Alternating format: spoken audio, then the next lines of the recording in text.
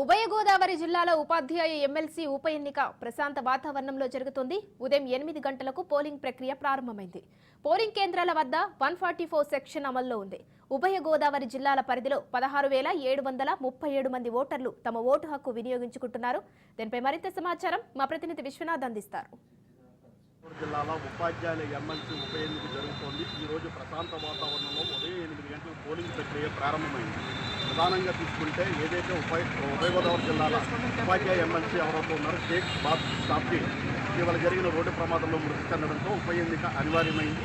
ఈ పరిస్థితుల్లో ఉభయ గోదావరి జిల్లాల పరిధిలోని 6 జిల్లాలు అంటే ప్రధానంగా గోదావరి జిల్లాల్లో 6 జిల్లాల పరిధిలో ఈ ఎన్నిక సాగుతోంది. ప్రశాంత వాతావరణంలో ఉదయం 8 గంటలకు ప్రారంభమైన ప్రక్రియ మధ్యాహ్నం సాయంత్రం 4 గంటలకు పూర్తవుతుంది.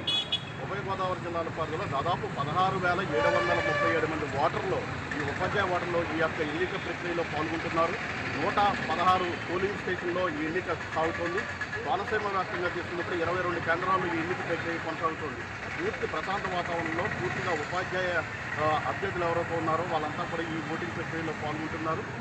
మొత్తం ఎన్నిక జరుగుతున్న ప్రాంతం అంతా కూడా సెలవు ప్రకటించారు. ప్రధానంగా హై స్కూల్ ఏవైతేనే ఉన్నత పాఠశాలలో ఎవరైతే ఉన్నారో ఉన్నత పాఠశాలలో ఓటర్లు ఉన్న నేపథ్యంలో ఇప్పటికీ ఏదైతే ప్రభుత్వం ఒక నిర్ణయం తీసుకుంది ఈరోజు సెలవు జనంగా ప్రకటించిన ఉన్నత పాఠశాలలు మరొక రోజు పనిచేయాల్సిన అవసరం ఉంది. ప్రధానంగా 5 అభ్యర్థులు యొక్క ఎన్నికల్లో పోటీలో ఉన్నారు. అంతా కూడా స్వతంత్ర అభ్యర్థులు ఉన్నారు. అంటే పూర్తిగా రాజకీయ పార్టీ నుంచి కానీ అదేవిధంగా ఉపాధ్యాయ సంఘాల నుంచి కానీ ఈ ఎన్నికల్లో పాల్గొనడం లేదు.